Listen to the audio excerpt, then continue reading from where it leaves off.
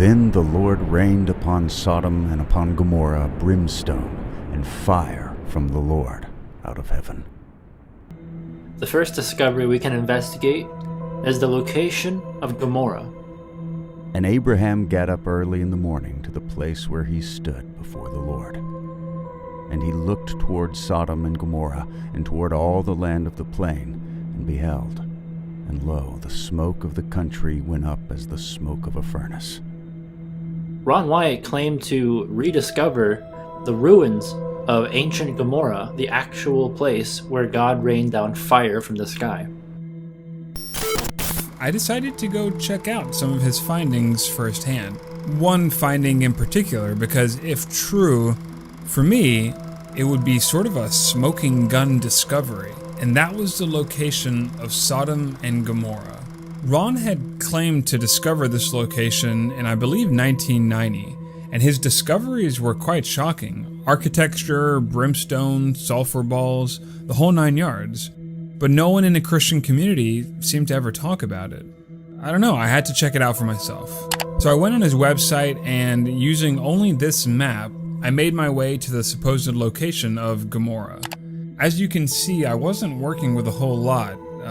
The road we took to the Dead Sea spit us out right around here, and then we traveled up the coast until I eyed a piece of white, ash-colored land where the map suggested Gomorrah would be.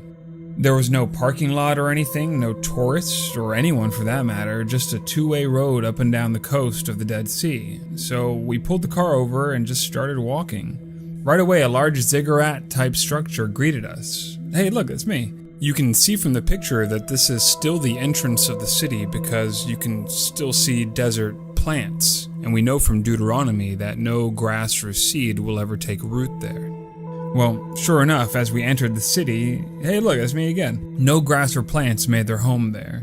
You could see straight lines in the walls of the city where houses or other architecture used to be, and you could even see more ziggurat-type structures at major intersections. Although I didn't notice it firsthand on my trip since we only had about a few hours to explore, and you'd probably need about a few days from what I saw.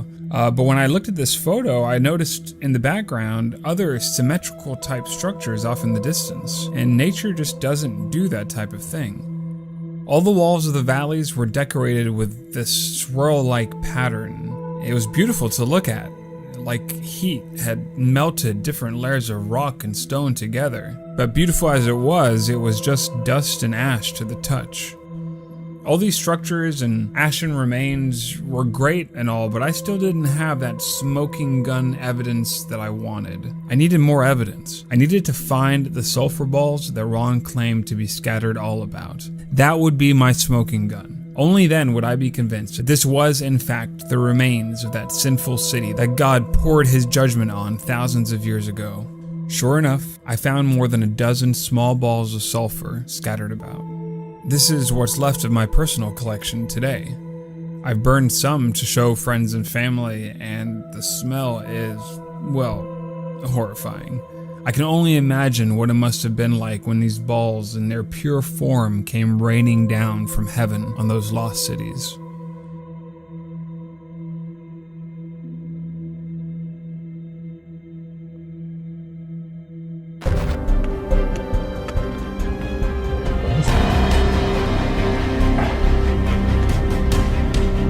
That's a good sized one. Still going. That's sulfur. That'll burn right now. Just put a lighter to it and it'll burn until it's gone. Pretty neat stuff. We're gonna set it on fire so everybody can see it burn. See it turning yellow, and it starts melting, turning black. Watch, and it's burning. Still burning. And pretty soon it'll start running down the wall.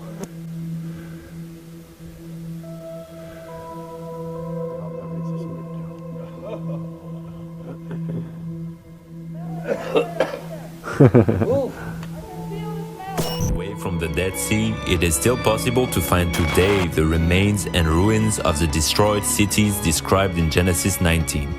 Although the locals consider these remains to be sand dunes due to 3,500 years of rain erosion, Archaeologists like Ron Wyatt and Jake Wilson have discovered evident man-made structures in the area in the 1990s.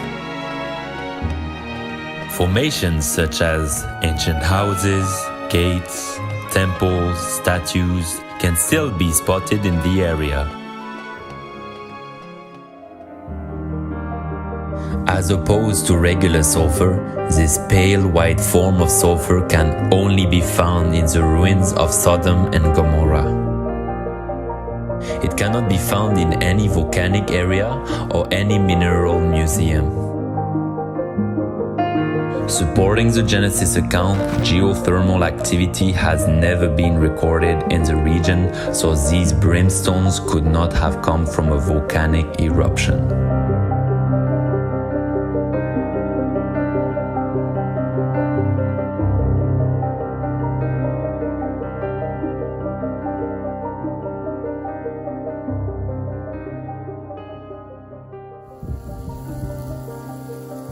Just one touch.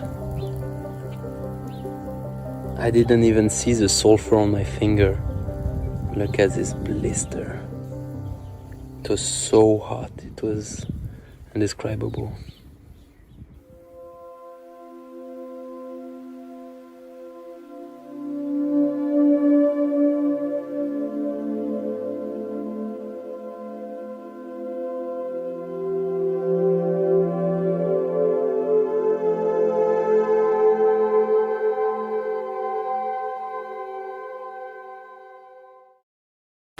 This is absolutely staggering. We've traveled the Holy Land. These are the believed sites of Sodom and Gomorrah. There is some discrepancy as to where they might be, but the evidence is so overwhelming that right here, this is where Sodom and Gomorrah is. I have been absolutely impacted and impressed by this. It's just, I mean, right now I just feel just a sense of awe over me right now as we're here. And as we have discovered in these areas a brimstone, and they're like balls. And this brimstone is totally different than any other place on the planet. Most other brimstone, and I should mention brimstone is synonymous with sulfur. So brimstone is kind of the old word for sulfur. So we have found sulfur balls all over in these city areas here, and it's unlike any other sulfur on the planet, as I mentioned. They're white, and they are about 90 to almost 100% pure. This brimstone is made of monoclinic, white sulfur that has been burned or cooked at a high temperature. It is quite different from natural sulfur that is formed in geothermal areas. Samples were taken to a lab for analysis.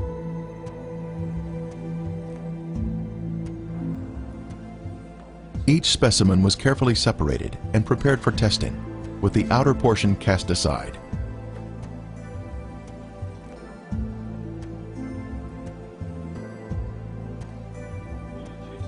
Next, the samples were dried and placed in a rock crusher. Then they were pressed onto a disc. Then they were loaded into a machine for the semi-quantitative X-ray analysis. Each sample was individually transported into the testing chamber for analysis. The results proved to be quite amazing.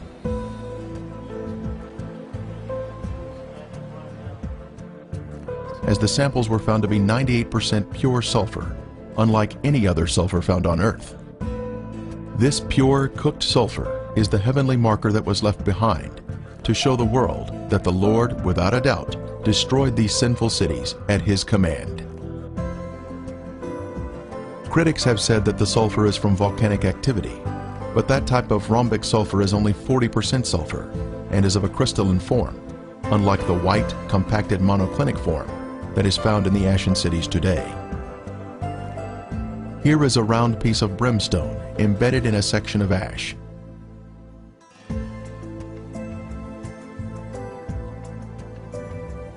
Another clump of ash contains a piece of brimstone that has a burn ring surrounding the unburned sulfur inside. Considering the Bible describes this as being once like an Edenic area, you see nowadays it's just completely dead, as we are told. happened to this place that was judged. Today is completely dead. Nothing is growing here.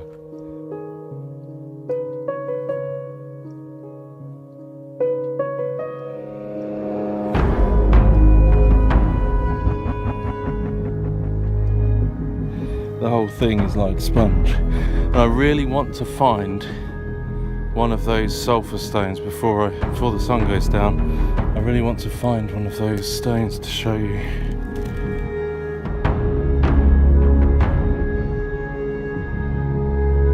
That is not a normal shape. That doesn't look natural at all. That is definitely seems to be a man-made shape. And is this not enough evidence for people to find all of these man-made looking structures, ashen remains, crumble in your hands, in the location where we're told in the Bible as evidence of God's judgment, as described by Josephus, historian, but then also finding circular, almost pure sulfur balls in the middle of the ash, in the middle of the walls and the shapes of the buildings. Is this not enough evidence for us to see that A, the Bible is true, and B, God is a just God and we need a saviour? Because sin requires punishment. Sin brings on the wrath of God, and this place is the evidence of the wrath of God, a holy God who is righteous and true, and this place was very rebellious. Now, whether or not you've heard of this discovery before, I want you to think about the fact that nobody talks about this. Why is this information so suppressed? Something that Lotan said that resonates with me is there was nobody there. There was not even a tourist attraction or anything. Dude, if the LGBT community knew, if this was widespread information, and if everybody knew that Sodom and Gomorrah was real and God actually wiped out the city, why do archaeologists not look into this?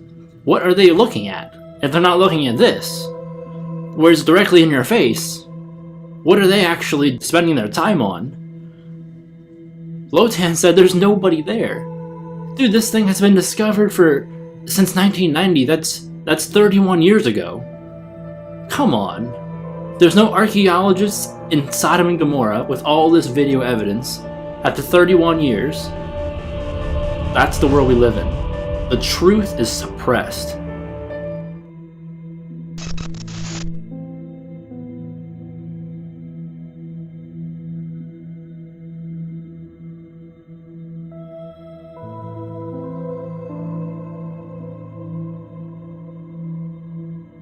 For everyone that doeth evil hateth the light, neither cometh to the light, lest his deeds should be reproved. But he that doeth truth cometh to the light, that his deeds may be made manifest, that they are wrought in God.